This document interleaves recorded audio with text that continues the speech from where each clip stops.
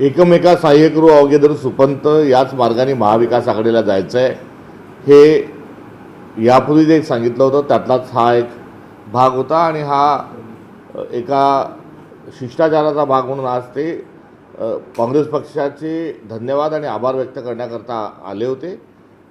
एवढाच आजच्या त्यांच्या बैठकीमागचा आशय आहे.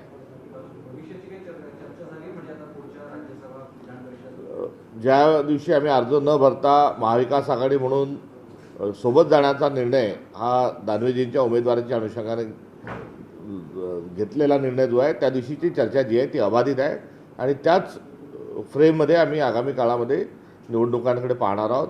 आगामी विधान परिषदेच्या राज्यसभाच्या निवडणुकीत काँग्रेस प्राधान्याने त्या ठिकाणी लढेल हे याआधी जे सांगितलं होतं तोच अंतिम शब्द आहे.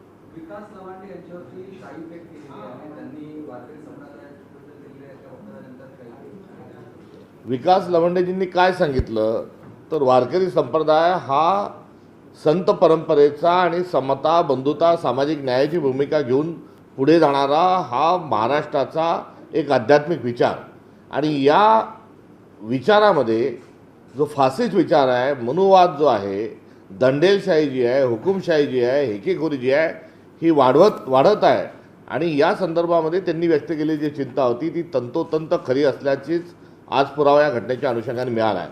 मुळात 3000 वर्षापासून जी परंपरा होती ती काय होती तर मुठभर लोकांच्या हातातच धर्मव्यवस्था आणि राज्यव्यवस्था असली पाहिजे हा हेका भारतामध्ये चालवला गेला आणि या पद्धतीतून दुजाभाव निर्माण झाला, स्त्री पुरुष असमानता निर्माण झाली, स्पृश्य अस्पृश्यता निर्माण झाली आणि या अस्पृश्यतेचा फटका हा छत्रपती शिवाजी महाराज, महात्मा ज्योतिबा फुले, सावित्रीबाई फुले, शाहू महाराज, डॉक्टर बाबासाहेब आंबेडकर या सर्वांनाच याचा फटका बसला.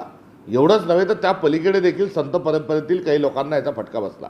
मात्र या दंडेलशाहीच्या विरोधात आणि या मनुवादाच्या विरोधात तथागत गौतम बुद्धांनी धम्म नावाचा विचार दिला, बौद्ध धर्माची स्थापना केली आणि एक आध्यात्मिक दृष्टिकोनातून सर्वांना सोबत घेऊन जाण्याचं काम हे बुद्धांनी हा धम्म स्थापन करत असताना दिली आणि प्रज्ञाशील करुणा आदी इत्यादी मूल्यांच्या सोबत मनुवादांना कंटाळून बुद्ध धर्म हा निर्माण झाला आणि कंटाळून म्हणत असताना त्यांचा जो हेका होता आणि त्यांचा जो दृष्टिकोन होता, त्यांच्याजवळ जो हिंसेचा आधार होता, उच्च निश्चितता ज्या होती त्यातून बाजूला सरत असताना गौतम बुद्धांनी वेगळा धर्म स्थापन केला.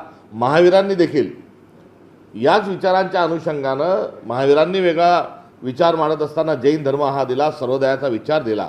हे दोन्ही धर्म जेव्हा निर्माण झाले, हे दोन्ही विचार जेव्हा जन्माला आले तेव्हा प्रॉफिट मोहम्मद पैगंबरजींचाही जन्म झालेला नव्हता, तेव्हा ख्रिश्चॅनिटी जी आहे ती देखील उदयास आलेली नव्हती. मात्र या मनुवाद्यांना कंटाळून त्यावेळेसचा हा विचार पुढे आला असं म्हटल्यास चुकीचं ठरणार नाही. हीच परंपरा पुढे याच मनुवाद्यांना कंटाळून बसवेश्वरांनी शैव जो विचार आहे तो आपल्याला दिला, चक्रधर स्वामींनी महानुभावाचा विचार दिला आणि या सगळ्यांच्या सोबत वारकरी संप्रदायाने एक फार मोठी आध्यात्मिक क्रांती केली आणि ती आध्यात्मिक क्रांती जी आहे ती मनुवादाच्या विरोधात होती आणि पहिल्यांदा वारकरी संप्रदायाच्या माध्यमातून संत चोखामेळासारखा एक दलित समाजातला संत आपल्याला मिळाला. त्यासोबतच इतर बहुजन समाजातले जे संत आहे, माळी समाजातला असेल, नाभिक समाजातला असेल, कुंभार समाजातले असतील, ही संत पहिल्यांदा मिळाली. यापूर्वी बहुजन समाजातली संत होत नव्हती आणि वारकरी संप्रदायाने ही अस्पृश्यता मिटवत असताना समाजवाद हा रवण्याचं काम हे कुठेतरी सुरू केलं आणि या सर्वातून जो मनुवाद होता आज हा दरकोज दरमुक्काम चालत चालत राष्ट्रीय स्वयंसेवक संघ आणि भाजपजवळ एकवटला आहे. याच विचारांनी शिवाजी महाराजांचा राज्याभिषेक होत आला नाही. याच विचारांनी संत तुकारामांच्या गाथा ज्या आहेत ह्या इंद्रायणीमध्ये बुडवल्या. याच विचारांनी अनेक मोठ्या प्रमाणाचे ज्या चुकीच्या गोष्टी केल्या, सावित्रीबाई फुलेंवर शेण फेकण्याचा जो विचार होता हा भाजपच्या जवळचा असणारा हा विचार आहे. आणि लवंडेजींनी जे सांगितलं ते सांगत असताना ज्या लोकांनी तुकाराम महाराजांना सदैव वैकुंठाला पाठवण्याचा अनुषंगानं कट कारस्थान रचली, ज्ञानेश्वर महाराजांना वाळीत का टाकलं, ज्ञानेश्वर महाराजांना का छळलं, तर गीता नावाचा संस्कृतमधला जो ग्रंथ आहे, धर्मग्रंथ आहे, हा मायबोली मराठीमध्ये करण्याचं काम हे ज्ञानेश्वर महाराजांनी केलं म्हणून त्यांनाही छळलेलं हे आपण बघितलं आहे. त्यामुळे वारकरी संप्रदायाचा असो त्या आधीचे बुद्धांपासून महावीरांच्या संदर्भातला असो आणि थेट दाभोळकर पानसरे आणि कलबुर्गींच्या प्रकरणात असो, जो मनुवाद आहे तो वेगवेगळ्या स्वरूपातून समोर येत असताना आज रोजी हा संपूर्ण भाजपजवळ असणारा हा विचार आहे आणि जे विधान केलं होतं त्या विधानाला सत्य असल्याचं आज शिक्कामोर्तब झालं आहे. कारण ज्या पद्धतीने दशकार्याच्या वेदीवरून आध्यात्मिक जे एक विवंचना करत असता, एक आध्यात्मिक प्रवचन करून एक व्यक्ती जर येत असेल आणि त्या व्यक्तीच्या संदर्भात जर त्यांच्यावर हल्ला केला असेल तर हा भ्याड हल्ला आहे. या हल्ल्यामधले जे हल्लेखोर आहेत हे भारताच्या संविधानाला, वारकरी संप्रदायाच्या तत्त्वज्ञानाला हे मानणारे नाहीत, तर हे गुंडेलशाही आणि दंडेलशाहीच ही त्यांच्या एकत्रित वागण्या बोलण्यातून आणि आजच्या कृतीतून आढळून येते. आणि हे या प्रकरणाला थेट स्वरूपामध्ये भारतीय जनता पक्षाची चेतावणी आहे. केंद्रीय गृहमंत्री अशा प्रकारच्या गुंडांना हे कुठेतरी संरक्षण देतात असं देखील म्हणावं लागेल. आणि महाराष्ट्राला गृहमंत्री नसलेलं राज्य म्हणजे महाराष्ट्र आहे. इथे गृहमंत्री नाही. मुलींवर बलात्कार होऊ द्या, लहान चिमुरड्या मुलींवर अत्याचार होऊ द्या, का ड्रग्ज विकल्या जाऊ द्या, का जामतारासारखी प्रकरणं चालू द्या, का आजचा प्रकरण होऊन जा, या राज्याला मुख्यमंत्री नाही. मुख्यमंत्री जे आहेत ते गृहमंत्री त्यांच्याकडे आहे, पत्रा वरकडणी आहे. गृहमंत्री महाराष्ट्राला नाही. आता ज्यांनी हल्ला केला यांना लवकरच भारतीय जनता पक्ष एक बक्षीस म्हणून काहीतरी देईल. मात्र एकंदरीत जे विधान लावंडेजींनी केलं होतं हे तंतोतंत खरं आहे.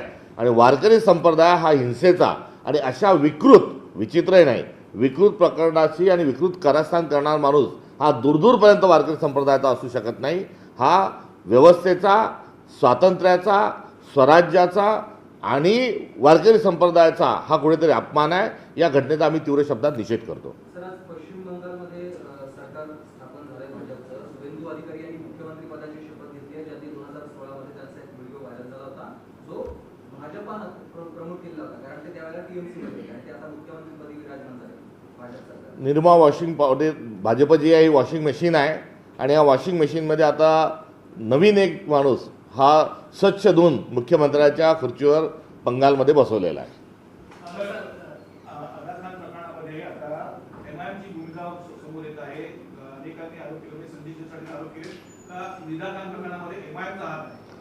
सरकारमधल्या मंत्री आहेत, इतके दिवस आरोपी का सापडला नाही या संदर्भामध्ये त्यांनी वास्तविक पाहता कुठेतरी खुलासा करण्याची आवश्यकता आहे. आणि इतके दिवस तुम्ही त्याच शहरात राहतात, मंत्रिमंडळातले मंत्री आहे, तुम्ही झोपा काढत होते का यांना इतके दिवस पकडून देण्यामध्ये आणि या प्रकरणाला हवा घालण्यामध्ये आपलं कुठे त्यामध्ये प्रोत्साहन होतं का? अशा बाबी यातून उपस्थित होतात.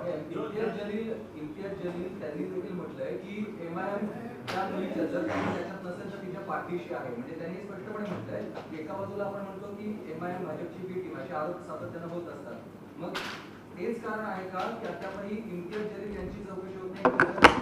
एखाद्या कोणाची चौकशी व्हावी, काय व्हावी, हा सरकारचं कायद्याचं काम करावं. जे चूक आहे ते चूक आहे. कुठेही बळजबरी केल्या गेली असेल, ब्लॅकमेलिंग केल्या गेली असेल तर अशा प्रवृत्तींवर तीव्र कारवाई झाली पाहिजे, कडक कारवाई झाली पाहिजे.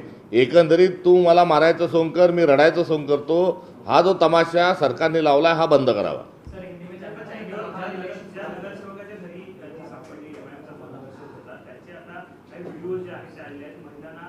जेव्हा चूक आहे ते चूक आहे, चुकीच्या ठिकाणी कारवाई करावी. मूळ जो प्रश्न आहे त्या प्रश्नावर जो FIR झालेला आहे तो सार्वजनिक करावा. त्यातील जे विक्टिम्स आहेत त्यांना देखील कुठेतरी ते कोण आहेत, त्यांच्या संदर्भात कसा अन्याय झाला हे सांगितलं जावं.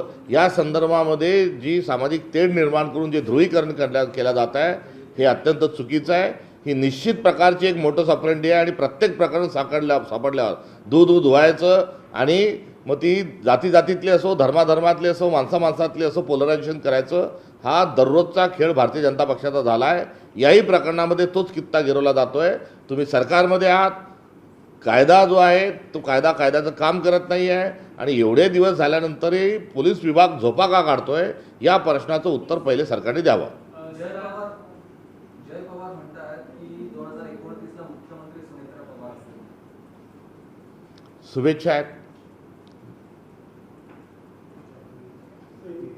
सर, हिंदी में जानना चाहेंगे, आज बंगाल में हम जिस तरह से देख रहे हैं शुभेंदु अधिकारी ने चीफ मिनिस्टर की शपथ ली है, उनका इसके पहले भारतीय जनता पार्टी एक वॉशिंग मशीन है जिसमें धुल धुलाए सब लोग, जो भ्रष्ट लोग के उनको कहा जाता था वो तो निखार के सामने लाते हैं। आसाम के मुख्यमंत्री हो या बिहार के हो, अभी इसी श्रृंखला में बहुत बड़ी एक लिस्ट है, फेयर लिस्ट है।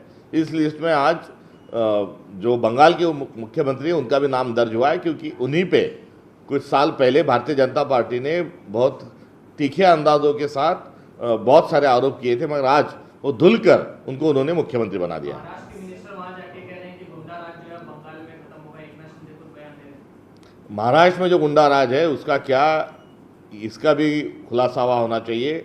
छोटी छोटी बच्चियां भी बख्शी नहीं जा रही है।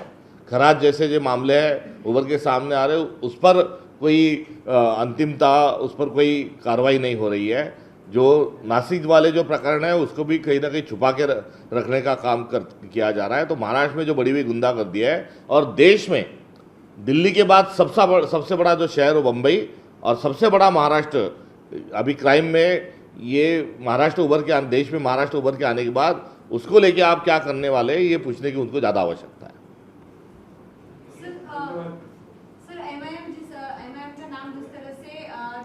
पुलिस ने जो है वो कड़ी कार्रवाई करना चाहिए। तू मारने का और मैं रोने का स्वांग रचते, ये खेल उन्होंने बंद करना चाहिए, और एफआरआई को सार्वजनिक करने के साथ साथ जो गलत है वो गलत है, और सख्ती के साथ कार्रवाई सरकार ने करना चाहिए। सर, आप प्रमुख अरविंद केजरीवाल ने बीजेपी को औरंगजेब करके बुलाया है? किसने? आप प्रमुख मुझे अरविंद केजरीवाल। मुझे उसकी जान करेंगे। Thank you.